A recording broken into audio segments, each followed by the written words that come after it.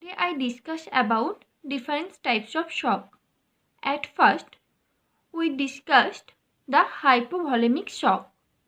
So, let's start. Hypovolemic. Hypo means low and vols which indicate the volumes and emic means blood. So, hypovolemic means low volumes of bloods.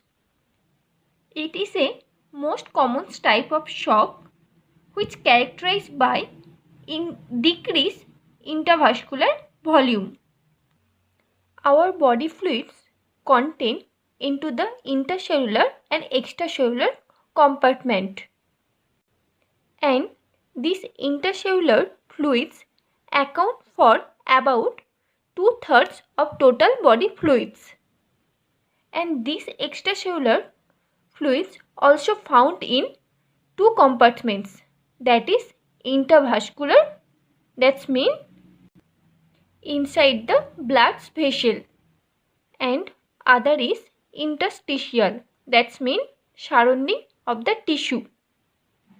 Volume of interstitial fluid is about 3 to 4 times of intravascular fluids. Now come to the point, what is hypovolemic shock? What occur in hypovolemic shock? Hypovolemic shock occur when there is reductions of intravascular volume. That's mean decrease the inside the blood's volume. In hypovolemic shock, it's decrease 50 to 30% of intravascular volumes, approximately 752 on 500 ml per 70 kg persons, that indicate to the hypovolemic shock occur. So, hypovolemic shock is characterized by decreased intravascular volume. Now moves on etiology. Hypovolemic shock can caused by losing of blood's volume. Now I discuss about hypovolemic shock. Hypovolemic shock can be caused by two different pathways or two different causes. One, blood loss, and other is non-blood fluid loss. At first, I discussed about blood loss. Blood loss are occur due to many reasons such as trauma. On are could actually due to trauma. If a person got hit back of the head or shoot or something like that, he definitely going to start losing blood, and these types of trauma can causes the blood loss. Another is GI bleeding. It is very common cause of the blood loss. It's occur due to some peptic ulcer or duodenal ulcer. So, if there is occur somatic ulcer or duodenal ulcer, it can causes the blood loss. Next is abdominal aortic aneurysm. At first, we want to know what is abdominal aortic aneurysm. It's a enlargement of aorta at the level of abdomen, and it's the main blood vessels that deliver the blood to the leg. If there is any rupture occur, they split a lot of blood into the abdominal cavity, which lead to blood loss. Another most important cause is hemoptysis. What is hemoptysis? Coughing with blood. It occur due to a different things such as esophageal varices. That's mean when the blood flow to the liver is blocked. Good posture syndrome.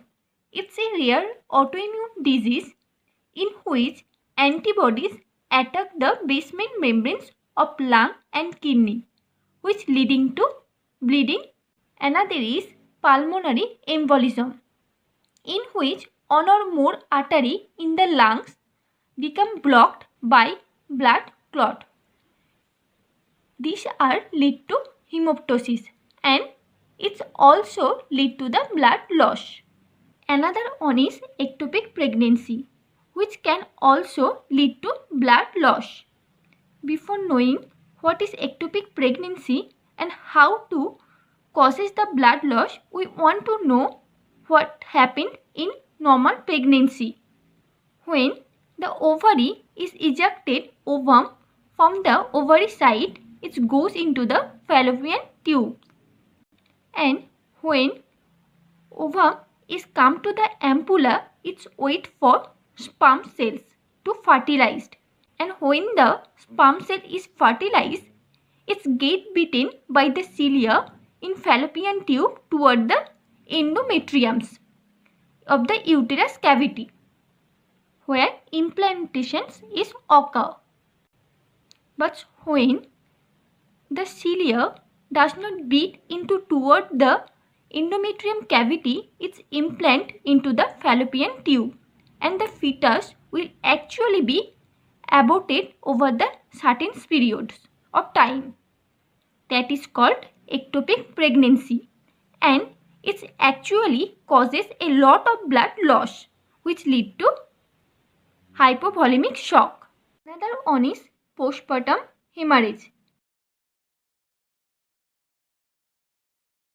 It occurs basically women giving birth or after birth around the 24th hour after childbirth. If the woman start losing a significant volume of blood like 500 ml about 1000 millimeter, it's called the postpartum hemorrhage, and which lead to hypovolemic shock. Now I discussed about another cause of hypovolemic shock, that is non-blood fluid loss. Most common cause is bowel obstruction. There are different types of bowel obstructions. If someone have bowel obstruction, it's not only affect the absorption activity but also food from coming down. So it's initiate the vomitings. Bowel obstruction can actually pull fluid into the GI tract. Also, it's pulling fluid from our body. So, bowel obstructions can lead to fluid loss. Another one is pancreatitis. It's a inflamed pancreas, and there is a gallstones blocking the common bile duct. In pancreatitis, when the protease is activated, it started digesting of the pancreatic tissue, and it can lead to lot of pancreatic fluid loss or start to getting leak out from the abdominal cavity. So it can also common cause of fluid loss, and that lead to hypovolemic shock. Another most important cause is third degree burn. In third degree burn, damage extends to the deeper tissue like epidermis, dermis and hypodermis, causing extensive tissue destruction. So, in third degree burns, patients lost a lot of fluids, which lead to hypovolemic shock. Another one is vomiting and diarrhea. Excessive vomiting and diarrhea can also causes a lot of fluid loss. Next, most important cause is diabetic ketoacidosis.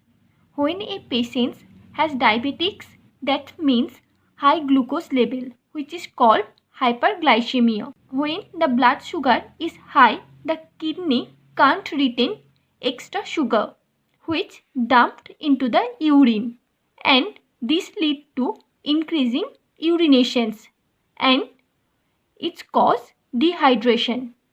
So, a patient with diabetic ketoacidosis can loses 10% of total body fluids. So, it is the etiology of hypovolemic shock. For quick recap, hypovolemic shock can be caused by two different pathways. One is blood loss and another is non-blood fluid loss. Blood loss can caused by trauma, GI bleeding, abdominal aortic aneurysms, hemoptysis, ectopic pregnancy, and postpartum hemorrhage. And non-blood fluid loss can cause by bowel obstruction, pancreatitis, third degree burns, and vomiting, diarrhea, and also due to the diabetic ketoacidosis. I think all guys are understood easily. Moves on pathophysiology of hypovolemic shock. Let's start. When the hypovolemia occur in our body, that means the blood or any other fluids low in our body, that means decrease rate of blood flow back to the heart. When the blood flow back to the heart is decreased or low, it leads to decreased preload. Preload also called as a left ventricular end diastolic pressure. So, when the left ventricular end diastolic pressure is low, it leads to decreased cardiac output. We already talked about cardiac output. It also depends upon the heart rate, Stokes volume, and Stokes volume depends upon the end diastolic volume minus end systolic volume. So, when the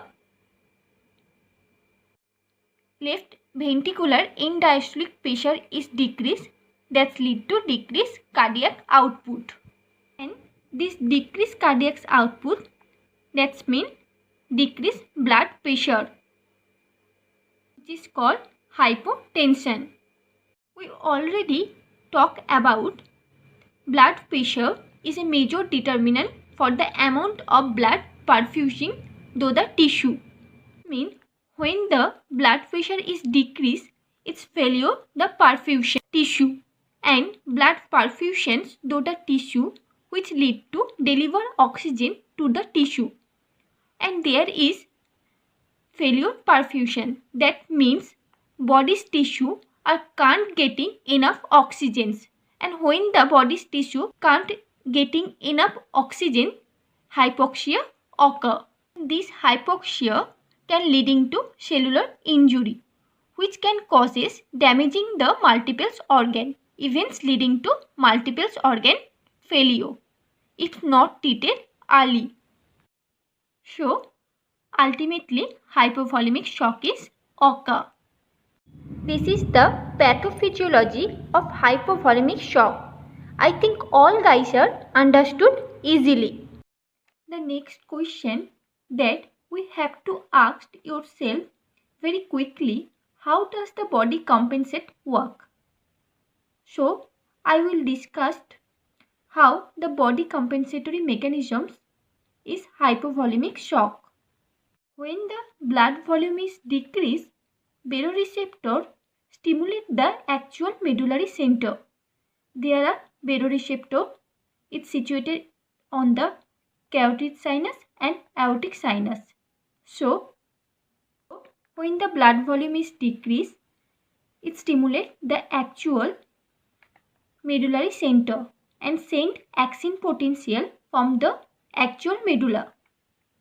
When the axon potential go into the smooth muscles within the tunica media, the actual blood vessels, they release a chemical like norepinephrine, and it causes the blood vessel to constrict. So, when the blood vessels is constricts, it increases the systematic vascular resistance. That means BP is increased.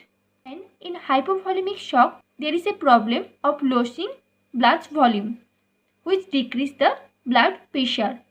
And if we increase the systematic vascular resistance, then we are going to increase our BP. So, it's going to try to stabilize the hypovolemic shock. There is another problem occur. This stimulus also going to the heart and try to increase contractility and also try to increase heart rate. So, it's a problem. In this situation, Stokes volume is a major determinant factor. We already talked about Stokes volume depends upon the end diastolic volume minus end systolic volume. End diastolic volume depending upon the filling and end systolic volume depending upon the how much it push out.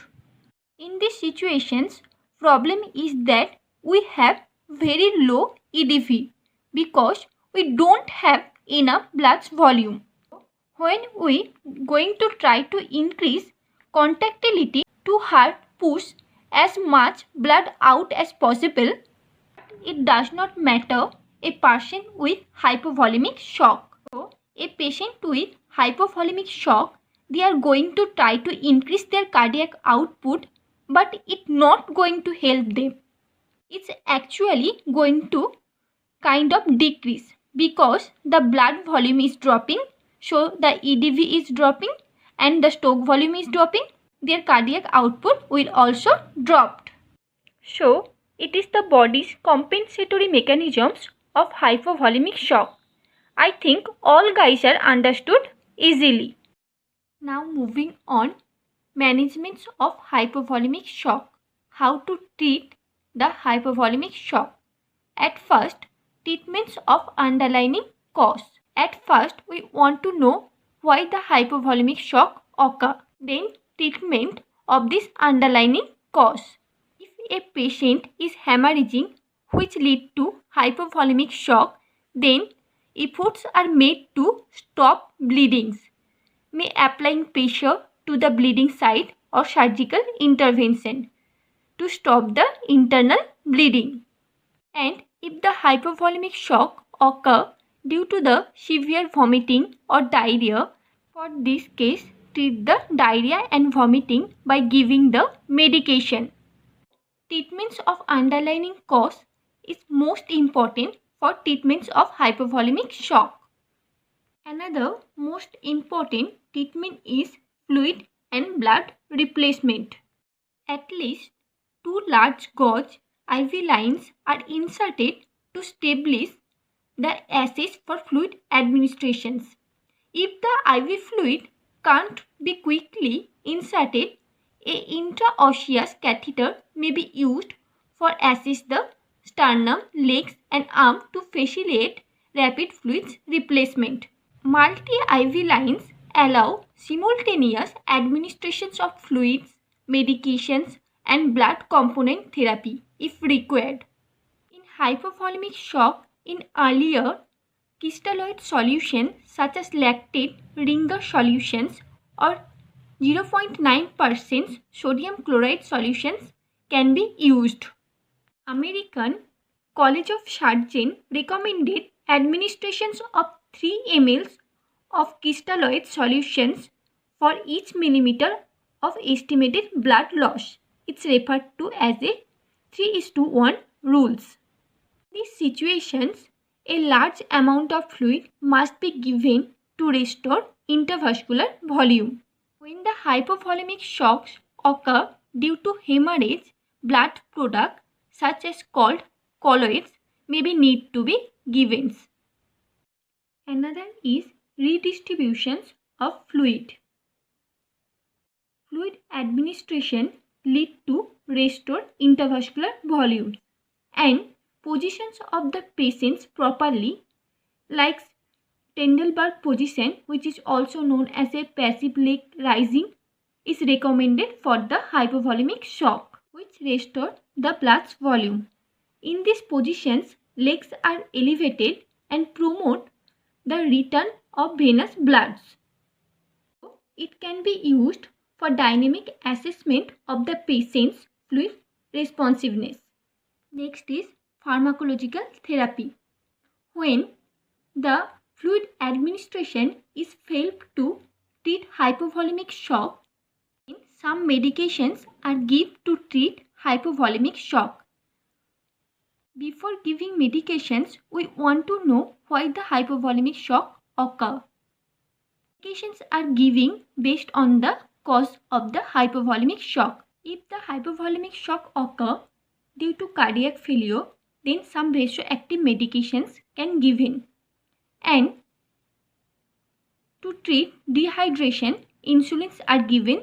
And when the hypovolemic shock occur due to diabetic insipidus, then desmopressin, and for diarrhea to give an antidiarrheal agent, and when the hypovolemic shocks occur due to the vomiting, then given the antiemetic drugs. This is the management of hypovolemic shock.